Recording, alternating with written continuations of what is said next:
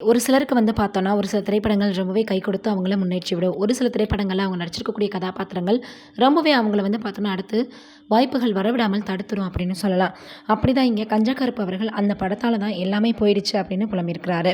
இப்படி ஒரு சோகமா கஞ்சா கருப்புக்குன்னு அவருடைய ரசிகர்கள் கேட்டு வராங்க. என்னவாக இருக்கும்னு வீடியோக்குள்ள போய் பார்த்து தெரிஞ்சுக்கலாம். தான் தயாரித்த படத்தால் தான் எல்லாமே போயிடுச்சுன்னு கஞ்சா கருப்பு பேசியிருக்கார். இயக்குனர் பாலா இயக்கத்தில் கடந்த 2003ஆம் ஆண்டு வெளியான பிதாமகன் படத்தில் சின்ன ரோலில் அறிமுகமானவர் கஞ்சா கருப்பு.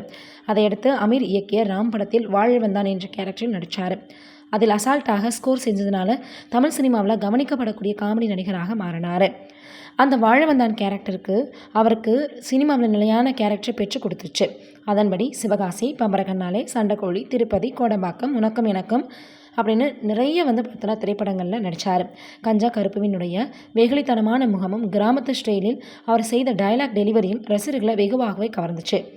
கஞ்சா கருப்புவின் கெரியர்லேயே முக்கியமான கதாபாத்திரம் என்றால் பருத்திவீரன் படத்தில் அவர் ஏற்றிருந்த டக்ளஸ் கதாபாத்திரம் தான்.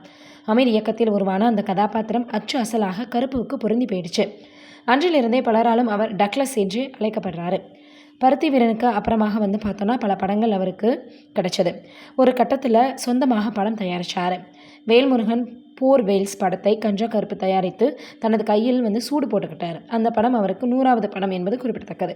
படத்தை தயாரித்தது குறித்து சமீபத்தில் ஒரு பேட்டியில் பேசியிருக்காரு. வேல்முருகன் போர்வெல்ஸ் படத்தை தயாரித்தது பெரிய தவறு.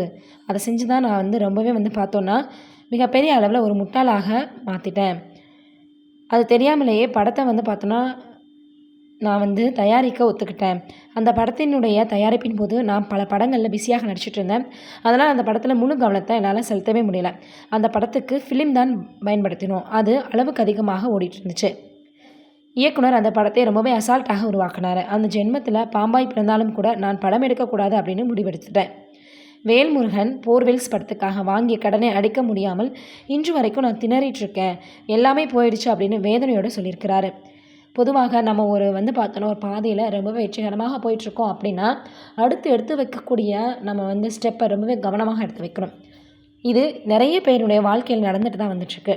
இப்போ கஞ்சா கருப்பு அவர்களுடைய வாழ்க்கையில் இருந்தும் நம்ம கற்றுக்கக்கூடிய இந்த விஷயம் அதுதான். அவருடைய அனுபவங்கள் நிறைய பேருக்கு இனிமேல் எதையுமே நம்ம சரியாக பிளான் பண்ணாமல் செய்யவே கூடாது அப்படின்ற மாதிரியான ஒரு எண்ணத்தை ஏற்படுத்திடும். அது சினிமா மட்டும் கிடையாது, எந்த ஒரு தொழிலாக இருந்தாலும் நம்ம அதை கடைபிடிச்சு தான் ஆகணும். இல்லைன்னா நம்ம தான் பார்த்தோம்னா எதிர்காலத்தில் ரொம்பவே அதை நினைத்து கவலைப்பட வேண்டிய சூழ்நிலை உருவாகும். நீங்கள் என்ன நினைக்கிறீங்கன்னு மறக்காமல் கமெண்ட்டில் சொல்லுங்கள்.